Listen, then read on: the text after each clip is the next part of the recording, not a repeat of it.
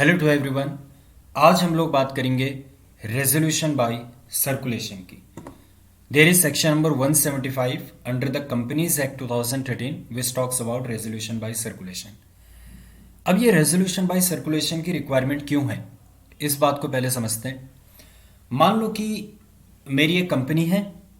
अब इस कंपनी में मुझे एक डायरेक्टर अपॉइंट करना है। डायरेक्टर अपॉइंट मुझे करना है तो मैं बोर्ड मीटिंग बुलाना चाहता हूं और पर्सन को मैं as an additional director appoint करना चाहता हूं। अब जो डायरेक्टर्स है ना, एक डायरेक्टर जो है वो बाहर देश जा रखा है, दूसरा जो डायरेक्टर है वो अभी इस पर्टिकुलर सिटी में नहीं है। तो ये जो सभी डायरेक्टर्स हैं, मान लो मेरी कंपनी में 12 डायरेक्टर्स हैं या 10 डायरेक्टर्स हैं, तो इन सभी की सबको बुला करके मीटिंग करवाना अभी पॉसिबल नहीं है। तो मैं क्या करूंगा, मैं किसी पर्सन को अगर डायरेक्टर अपॉइंट करना चाह रहा हूं तो मैं एक रेजोल्यूशन ड्राफ्ट करूंगा और मैं इन सभी 12 के 12 डायरेक्टर्स को भेजूंगा कि भाई अपनी हाँ या ना लिख करके मुझे भेज दो। और अगर मेजोरिटी ऑफ द डायरेक्टर्स कहते हैं कि ठीक है आप इस पर्टिकुलर पर्सन को एडिशनल डायरेक्टर के तौर पे अपॉइंट कर लो, तो फिर मैं उस पर्सन को एडिशनल डायरेक्टर के तौर पे अपॉइंट कर दूंगा। तो क्या यहां पे मैंने बोर्ड मीटिंग बुलाई थी? Answer is no. लेकिन मैंने एक पर्सन को एडिशनल डायरेक्टर के तौर पे अपॉइंट कर दिया। तो ये मैंने कौन सा प्रोसेस फॉलो करा? ये मैंने 175 का प्रोसेस फॉलो किया, जिसमें क्या लिखा है, passing of resolution by circulation.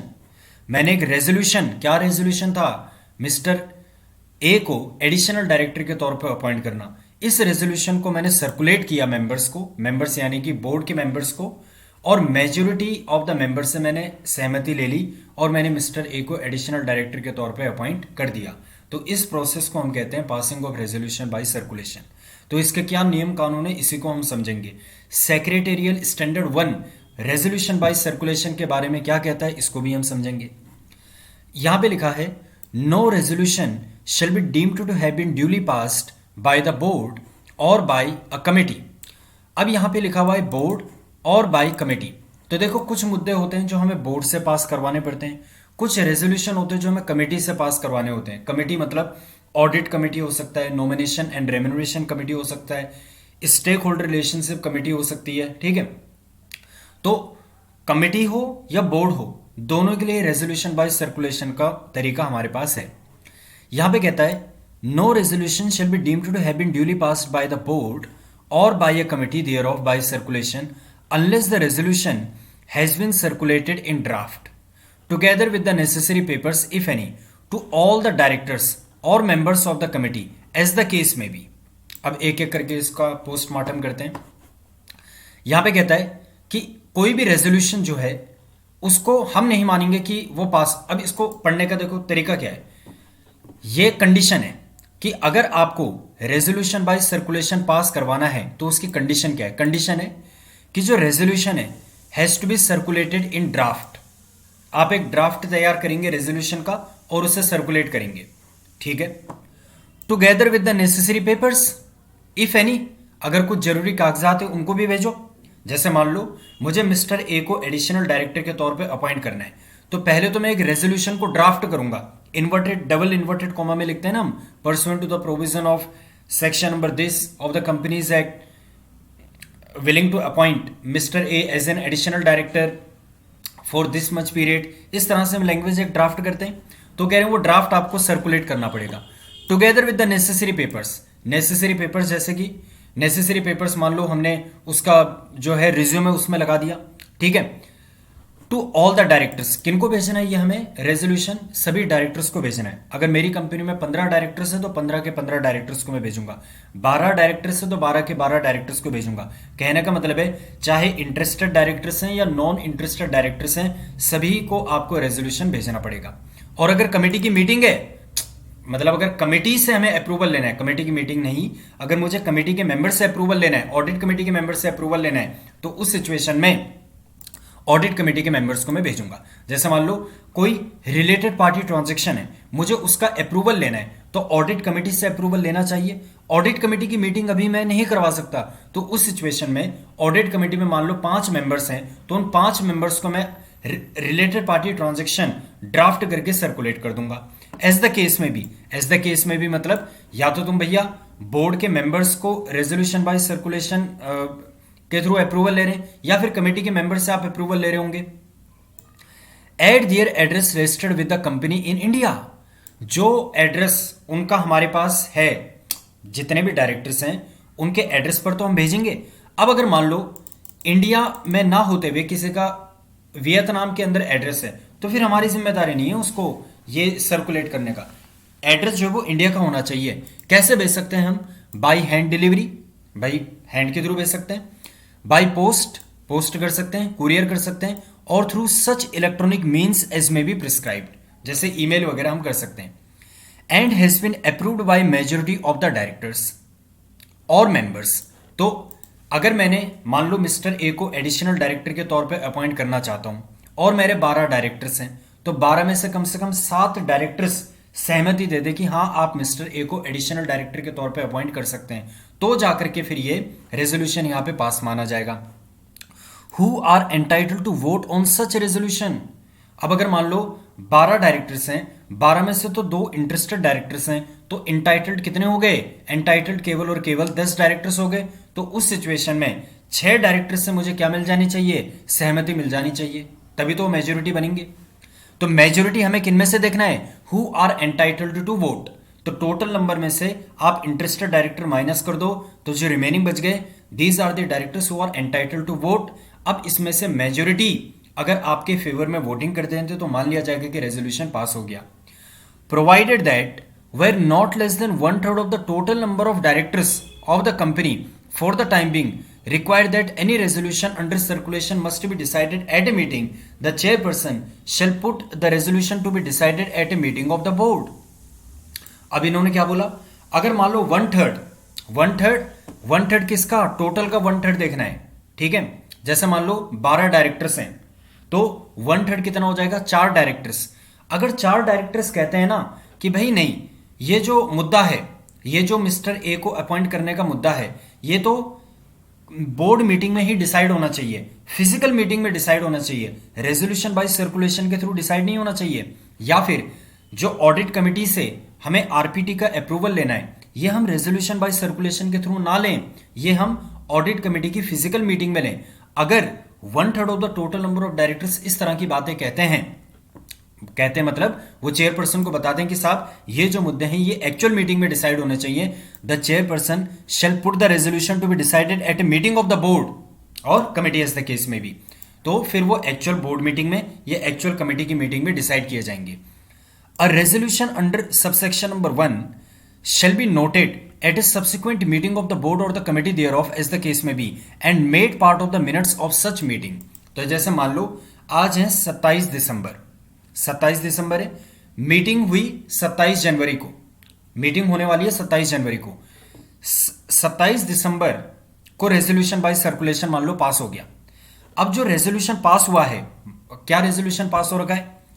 Appoint mister A as an additional director, ये मुद्दा पास हो चुका है। तो वो कह रहे हैं कि जो सब्सिक्वेंट मीटिंग होगी ना बोर्ड की, जो अब 27 जनवरी को आने वाली है, उस 27 जनवरी की मीटिंग में इस चीज के ऊपर आप इसको नोट करेंगे। नोट मतलब कि डायरेक्टर इस बात को अपने संज्ञान में लेंगे, अपनी नॉलेज में लेंगे कि हाँ एक रेजोल्यूशन बाय सर्कुलेशन पास हुआ था और उसमें मिस्टर ए को एडिशनल डायरेक्टर के तौर पे अपॉइंट किया गया था, तो ये एजेंडे का पार्ट बनेगा, डायरेक्टर इसकी नोटिंग करेंगे और फाइनली ये मिनट्स का भी पार्ट बन जाएगा।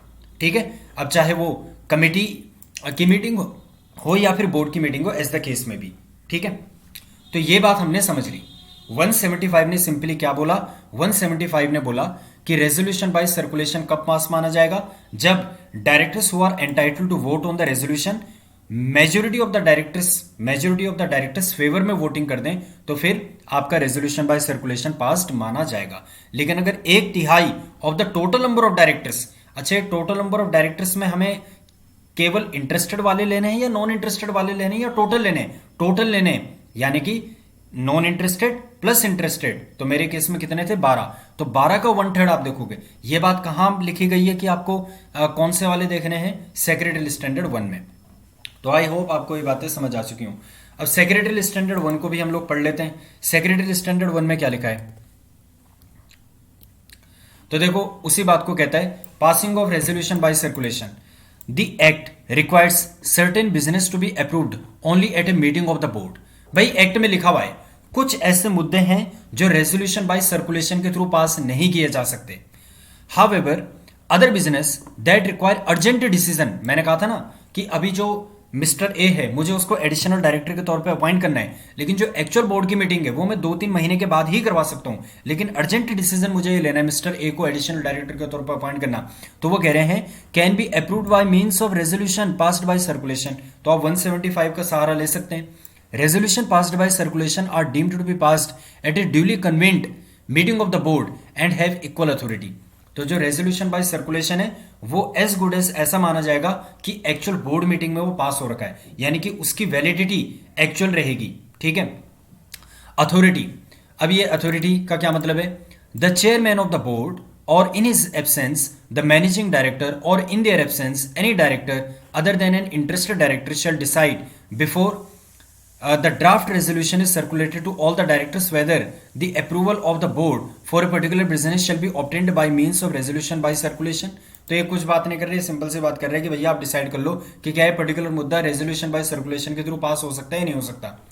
N illustrative list of the items shall be placed before at the meeting and shall not be passed by circulation। ये एनेक्शन नंबर ए में गिवन है। तो सेक्रेटरी स्टैंडर्ड 1 के एनेक्शन नंबर ए में जाकर के अगर आप देखेंगे तो एक प्रॉपर लिस्ट गिवन है।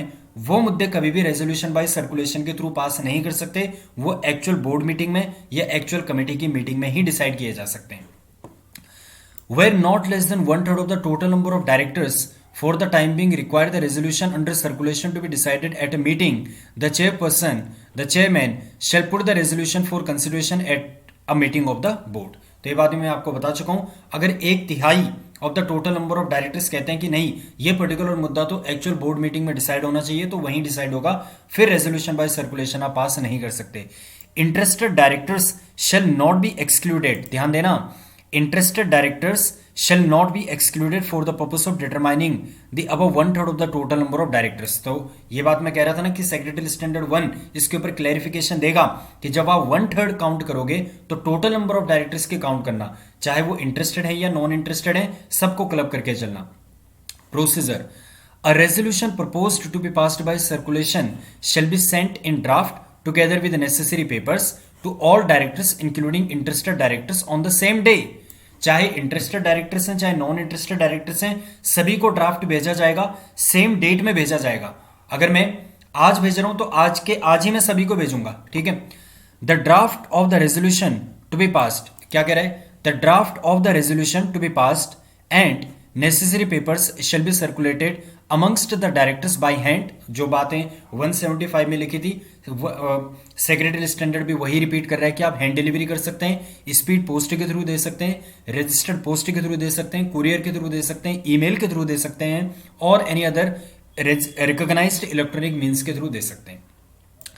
The draft of the resolution and necessary papers shall be sent to the postal address or email address registered by the director with the company. तो जब भी डायरेक्टर कंपनी में अपॉइंट होता है तो वो MBP 1 या डायरेक्टर का डिस्क्लोजर जाता है ना, तो उसमें वो अपना एड्रेस वगैरह सब कुछ प्रोवाइड करता है कंपनी को, तो उसी एड्रेस पर हम लोग दे देंगे। और in the absence of such details or any change thereto any other address appearing in the director identification number registration of the director. फिर कहता है proof of sending and delivery of the draft of the resolution and necessary papers shall be maintained by the company for such period as decided by the board, which shall not be less than 3 years from the date of the meeting। तो मान लो आज 27 दिसंबर है, आज मैंने 12 के 12 directors को resolution by circulation का draft circulate कर दिया है, तो मैंने मेल कर रखी है, तो उस मेल की मैं फोटोकॉपी निकालूंगा और एक फाइल के अंदर उसे लगा दूंगा, और वो कम से कम 3 साल के लिए मुझे प्रिजर्व करके रखना पड़ेगा। या फिर अगर बोर्ड ने रेजोल्यूशन पास कर रखा है कि भाई ऐसे पेपर्स 8 साल के लिए प्रिजर्व करने, तो फिर 8 साल के लिए प्रिजर्व करूंगा। ठीक है। From the date of the meeting. फिर कहता है ईच बिजनेस प्रपोज्ड, अच्छा यहां पे लिख रखा है which shall not be less than 3 years from the date of the meeting, यानी कि आज से काउंट नहीं करूंगा। अगर रेजोल्यूशन बाय सर्कुलेशन आज पास हो गया और मीटिंग जो है वो 1 महीने के बाद है, तो उस 1 महीने के बाद से 3 साल की काउंटिंग होगी, इस बात का ध्यान रखना।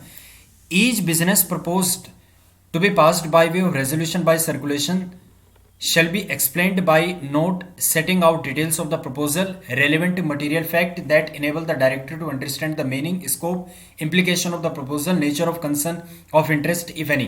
तो जैसे मान लो मुझे रिलेटेड पार्टी ट्रांजैक्शन अप्रूव करवानी है रेजोल्यूशन बाय सर्कुलेशन के through from the members of the audit committee, तो मैं बताऊंगा भाई each business proposed to be passed by resolution by circulation shall be explained by note setting out the details of the proposal। मैं बताऊंगा कि related party कौन है, related party के साथ हम कितने अमाउंट की ट्रांजैक्शन करना चाह रहे हैं, ठीक है। रेलेवेंट मटेरियल फैक्ट, वही रिलेटेड पार्टी कौन है, नेचर ऑफ ट्रांजैक्शन क्या है, कितने ड्यूरेशन का ट्रांजैक्शन है, ठीक है, प्राइस हमने कैसे कैलकुलेट कर रखी है, और इसी पर्टिकुलर रिलेटेड पार्टी के साथ हम ये ट्रांजैक्शन क्यों कर रहे हैं, हम अदर पार्टी या थर्ड पार्टी के साथ ये ट्रांजैक्शन क्यों नहीं कर रहे, रिलेटेड पार्टी को हम क्यों प्रेफरेंस दे रहे हैं। Enable the director to understand the meaning, scope and implication of the proposal, the nature of concern of interest, अगर कोई पर्टिकुलर डायरेक्टर इस पर्टिकुलर ट्रांजैक्शन में इंटरेस्टेड है या नहीं तो वो भी हम बताएंगे, ठीक है। अर्लियर डिस्क्लोज्ड, फिर कहता है the note shall also indicate how a director shall signify assent or dissent to the resolution proposed। तो हम बताएंगे डायरेक्टर्स को कि भाई आप अपनी सहमति कैसे देंगे, एसेंट या डिसेंट आप कैसे देंगे, आप हमें मेल रिवर्ट करेंगे, ये जो हमने मेल आपको भेज रखी है इसी मेल पर आप इस फॉर्म को भर के हमें वापस करेंगे। तो ये सारी बातें हमें बतानी पड़ेंगी उस ड्राफ्ट रेजोल्यूशन में जो भी हम उनको दे रहे हैं। Each resolution shall B separately explained. अब ऐसा तो है नहीं ना कि मैं मिस्टर ए को एडिशनल डायरेक्टर के तौर पे अपॉइंट करना चाह रहा हूं, एक ये रेजोल्यूशन भी हो सकता है और इसके साथ 3-4 और भी रेजोल्यूशन हो सकते हैं, मैं कुछ और मुद्दों के ऊपर भी डिसीजन लेना चाह रहा हूं, तो हर एक रेजोल्यूशन आपको अलग से एक्सप्लेन करना पड़ेगा। The decision of the director shall be sought for each resolution separately. आप सिंगल मतलब मल्टीपल रेजोल्यूशंस के लिए आप सिंगल अप्रूवल नहीं ले सकते, आपको हर एक रेजोल्यूशन के लिए सेपरेट अप्रूवल लेना पड़ेगा। मैं एग्जांपल भी आपको बता देता हूं, जैसे ये आगे आइटम नंबर 1, आइटम नंबर 2, अब यहां पे मैं इनसे अप्रूवल ले रहा हूं तो ये आ गया आइटम नंबर 1, आइटम नंबर 2, 3, 4, 5 इस तरह से हो सकता है। एसेंट बता दो, एसेंट और डिसेंट में भी गिवन तो आप यस लिख दो, ठीक है, सिग्नेचर अपना कर दो, डेट ऑफ साइनिंग अगर आपके कोई रिमार्क्स हैं तो वो आप हमें बता दो। तो ये सारी बातें उनको हमें बतानी पड़ेंगी। Not more than 7 days from the date of circulation of the draft of the resolution shall be given to director to respond. आपको मैक्सिमम हम 7 days का टाइम दे सकते हैं। An additional 2 days shall be added. अगर मान लो मैं आपको कुरियर कर रहा हूं, मैं आपको पोस्ट के थ्रू भेज रहा हूं, तो फिर 2 एक्स्ट्रा दिन हम आपको और दे देंगे। जैसे मान लो आज मैंने अगर मैं ईमेल कर रहा हूं तो आज से ही 7 days काउंट हो जाएंगे, लेकिन अगर मान लो मैं कुरियर कर रहा हूं तो 48 घंटे के बाद मैं 7 days की काउंटिंग करूंगा। आप इस बात को ऐसे समझो, ठीक है। Approval, the resolution is passed when it is approved by majority of the directors entitled to vote on the resolution। ये बात मैं आपको बता चुका हूं। मान लो मेरी कंपनी में 12 डायरेक्टर्स हैं, 2 डायरेक्टर्स इंटरेस्टेड हैं, 10 डायरेक्टर्स नॉन इंटरेस्टेड हैं, तो ये 10 क्या है, एंटाइटल्ड टू वोट है। कम से कम अगर 6 डायरेक्टर्स भी कहते हैं कि यस आप डायरेक्टर को एडिशनल डायरेक्टर के तौर पे अपॉइंट कर सकते हो, तो फिर ठीक है, मेरा रेजोल्यूशन पास हो गया। अनलेस प्रोवाइडेड कि 1/3 of the total number of directors for the time being, तो अगर मान लो 12 में से 1/3 कितना हो गया, 4। अब 10 जो थे वो एंटाइटल थे वोट करने के लिए, 6 ने फेवर में कर दिया, लेकिन जो 4 जने हैं ना वो कह रहे नहीं ये मुद्दा जो है ये एक्चुअल मीटिंग में डिसाइड होना चाहिए, तो फिर भैया रेजोल्यूशन बाय सर्कुलेशन पास नहीं हो सकता। इवन मुझे मेजोरिटी ऑफ द मेंबर्स की फेवर में वोट मिल चुकी थी, who are entitled to vote, still 1/3 of the total number of directors ने क्या बोल दिया कि ये मुद्दा तो एक्चुअल मीटिंग में डिसाइड होना चाहिए, तो फिर ये मुद्दा रेजोल्यूशन बाय सर्कुलेशन के थ्रू पास नहीं हो सकता। Each such resolution shall carry a serial number if any special majority or affirmative vote of any particular director or directors is specified in the articles. अब मान लो company का articles of association है, वो कहता है कि मान लो हमें क्या चाहिए, हमें 10 के 10 मतलब मान लो जितने भी डायरेक्टर्स एंटाइटल टू वोट हैं, मेरे एग्जांपल में 10 डायरेक्टर्स एंटाइटल टू वोट है, वो कह रहे हैं भैया 10 के 10 मेंबर्स के अप्रूवल चाहिए, तो फिर 10 के 10 मेंबर्स के अप्रूवल चाहिए, this is the special majority or affirmative vote of any particular director. या आर्टिकल में लिख रखा है कि इस पर्टिकुलर डायरेक्टर का अप्रूवल तो आना ही चाहिए, वो जो 6 डायरेक्टर्स हैं उन 6 में से डी नाम का एक डायरेक्टर है। आर्टिकल में लिख रखा है कि अगर डी नाम के डायरेक्टर का अप्रूवल आएगा, प्रोवाइडेड कि मेजोरिटी का भी अप्रूवल आ रखा है, तो ही जाकर के ये रेजोल्यूशन पास होगा। तो इन स्पेशल सर्कमस्टांसेस को भी हमें कंसिडर करना पड़ेगा। The resolution shall be passed only with the assent of such special majority और such affirmative vote. An interested director shall not be entitled to vote. ये बात मैं आपको बता चुका हूं कि जो इंटरेस्टेड डायरेक्टर्स हैं वो कभी भी वोटिंग करने के लिए एंटाइटल्ड नहीं है। For this purpose a director shall be treated as interested director in a contract और अरेंजमेंट एंटर्ड और proposed to be entered by the company. अब मैं इसको एग्जांपल लेकर के चलता हूं थोड़ा।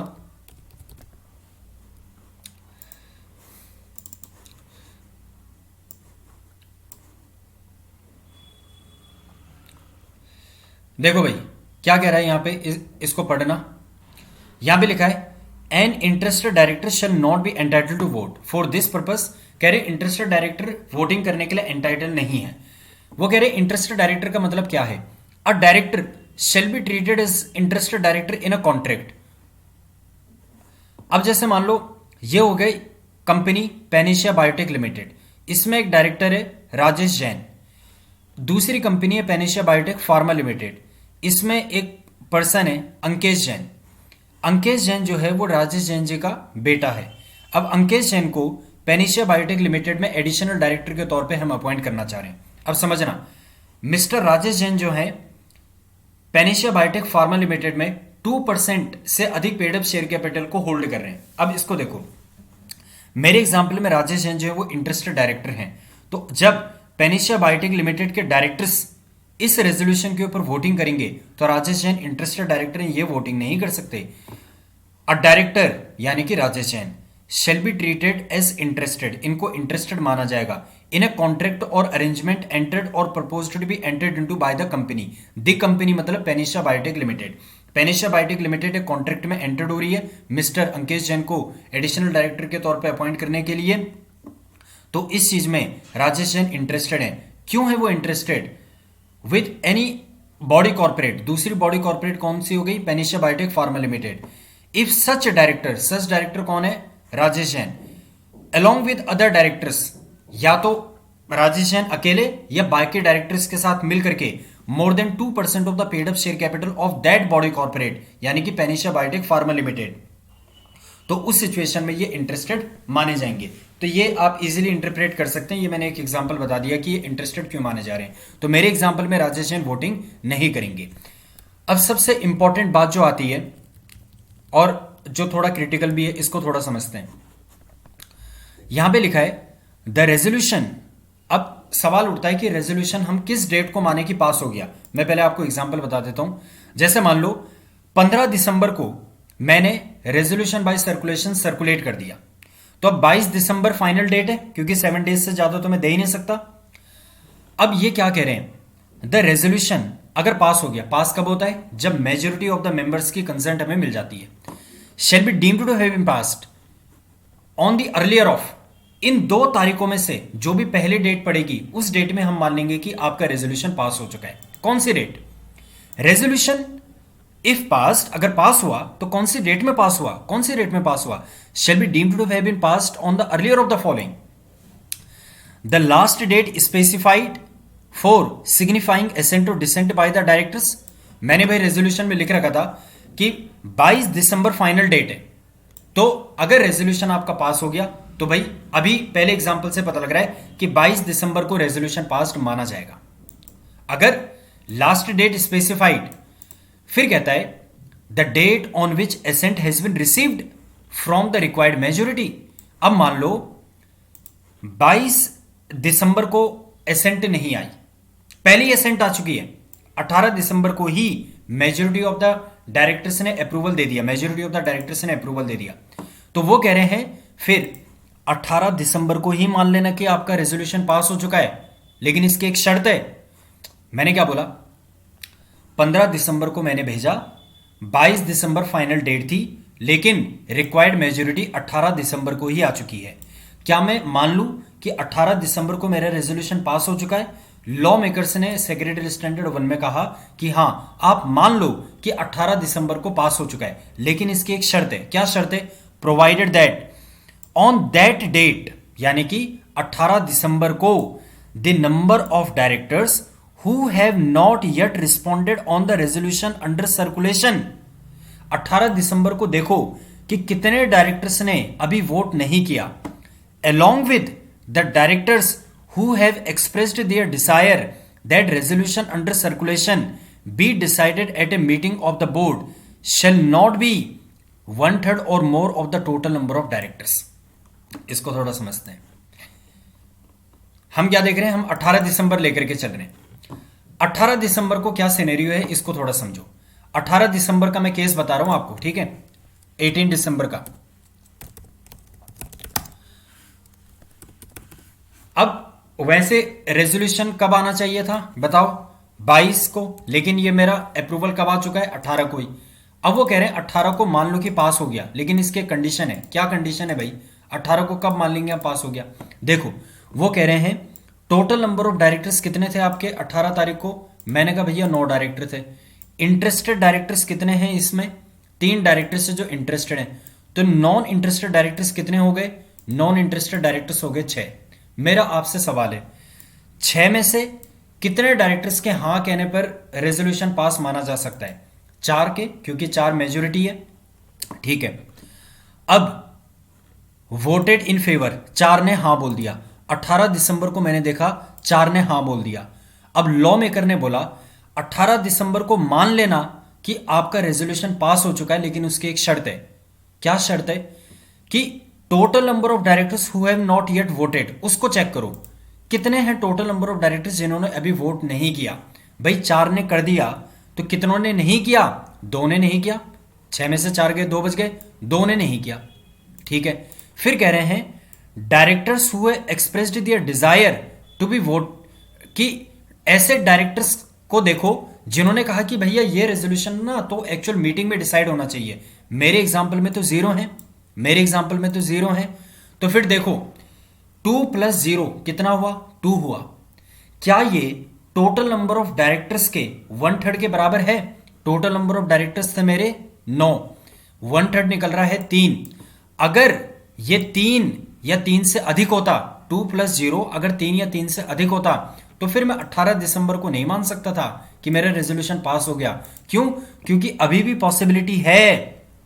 क्या पॉसिबिलिटी है कि जो ये 2 डायरेक्टर्स हैं ये भी कह दें, क्या कह दें कि रेजोल्यूशन बाय सर्कुलेशन जो है वो एक्चुअल मीटिंग में डिसाइड होना चाहिए, तो फिर वो 1/3 वाली कंडीशन आ जाएगी ना। तो इसीलिए उन्होंने बोला कि 18 दिसंबर को आप तभी मानना कि आपका रेजोल्यूशन पास हो चुका है अगर जिन लोगों ने वोट नहीं किया और जिन लोगों ने ऐसा वोट कर रखा है कि यह मुद्दा एक्चुअल मीटिंग में डिसाइड होना चाहिए, अगर दोनों को अगर आप जोड़ते हैं तो वो टोटल नंबर ऑफ डायरेक्टर्स के 1/3 या उससे अधिक आ रहा है, तो फिर मान लो कि 18 दिसंबर को आपका रेजोल्यूशन पास नहीं हुआ। एक और एग्जांपल लेकर के चलते हैं। मान लो 18 दिसंबर 2022 को जो मेरे टोटल नंबर ऑफ डायरेक्टर्स है वो हैं 12, ठीक है। इंटरेस्टेड डायरेक्टर्स हैं वो हैं 3, ओके। नॉन इंटरेस्टेड डायरेक्टर्स फिर कितने हो गए, 9। अच्छा, वोट फेवर में कितनों ने कर दिया, 5 ने। तो अब 18 दिसंबर 2022 को रिक्वायर्ड मेजोरिटी तो आ चुकी है, लेकिन क्या मैं मान लूं कि 18 दिसंबर को मेरा रेजोल्यूशन पास हो चुका है। वो कह रहे हैं नहीं, एक बार जरा देखो total number of directors who have not yet voted, ऐसे कितने डायरेक्टर्स हैं जिन्होंने अभी वोट नहीं किया। मैंने कहा भैया 2 ने वोट नहीं किया। क्यों, वैसे तो 4 ने वोट नहीं कर रखा ना। 4 में से 2 ऐसे हैं जिन्होंने वोट नहीं कर रखा, और 4 में से 2 ऐसे हैं, रिमेनिंग 2 ऐसे हैं जिन्होंने कहा कि यह मुद्दा कहां डिसाइड होना चाहिए, एक्चुअल मीटिंग में डिसाइड होना चाहिए।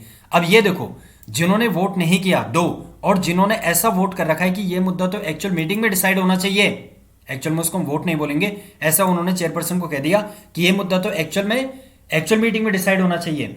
तो लॉ मेकर क्या बोल रहे हैं कि अगर टोटल नंबर ऑफ डायरेक्टर जिन्होंने वोट नहीं किया प्लस ऐसे डायरेक्टर जो कह रहे हैं कि यह मुद्दा एक्चुअल में डिसाइड होना चाहिए मीटिंग में, अगर वो 1/3 of the total number of director या उससे अधिक हैं, तो फिर ऐसा मान लो कि 18 दिसंबर को अभी फैसला नहीं आया, ठीक है। अभी आपको वेट करना पड़ेगा। अब फिर से पढ़ो, रेजोल्यूशन अगर पास हो चुका है यानी कि रिक्वायर्ड मेजोरिटी आ चुकी है, तो shall be deemed to have been passed earlier. The last date specified for signifying the assent to dissent, या तो 22 दिसंबर को मान लो. The date on which assent has been received from the required majority, 18 तारीख को आ चुका है. Provided that on that day, यानी कि 18 दिसंबर को, the number of directors who have not yet responded on the resolution under circulation along with the director who have expressed their desire that the resolution under circulation be decided at a meeting of the board shall not be 1/3 or more of the total number of directors and shall be effective from that date.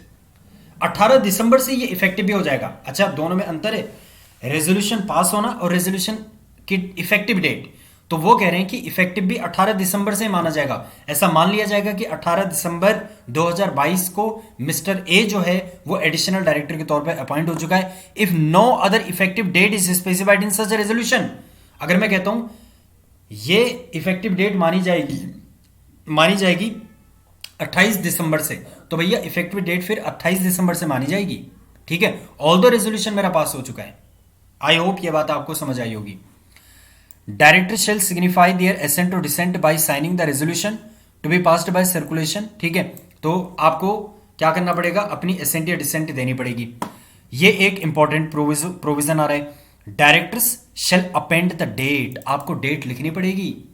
जब आप resolution में yes no लिख रहे हैं ना, और जब आप उसमें सिग्नेचर कर रहे हैं, तो सिग्नेचर में आप डेट भी लिखो. अगर मान लो आपने 18 दिसंबर को भेजा, लेकिन 18 दिसंबर को आपने डेट नहीं मेंशन करी, आपने जिस दिन साइन करा ना, मान लो आपने 16 दिसंबर को साइन कर लिया था, कंपनी के पास 18 दिसंबर को पहुंचा, लेकिन आपने 15 दिसंबर को साइन कर लिया था, तो माना जाएगा कि आपकी एसेंट 15 दिसंबर को आ चुकी है. ठीक है, लेकिन अगर मान लो आपने सिग्नेचर नहीं किए, कंपनी को 18 दिसंबर को पहुंचा, तो ऐसा माना जाएगा कि आपने अपनी सहमति 18 दिसंबर को दी. तो director shall append the date on which they have signed the resolution. In case director doesn't append a date, the date of receipt by company of the signed resolution shall be taken as the date of signing. हम मानेंगे कि आपने sign इस date को किया है. In case where the interested director is yet to communicate, तो ये सिंपल सी बातें.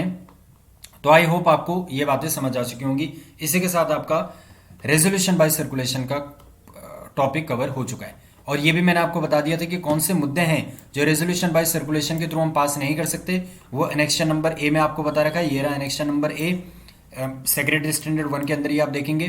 तो ये कुछ मुद्दे हैं जिन्हें आप रेजोल्यूशन बाय सर्कुलेशन के थ्रू पास नहीं कर सकते. लाइक पॉलिटिकल कंट्रीब्यूशन अगर आप देना चाहते हैं तो रेजोल्यूशन बाय सर्कुलेशन के थ्रू नहीं कर सकते. Investing the fund of the company resolution by circulation के थ्रू नहीं कर सकते. तो इस तरह की आपको पूरी लिस्ट गिवन है. ठीक है, थैंक यू सो मच.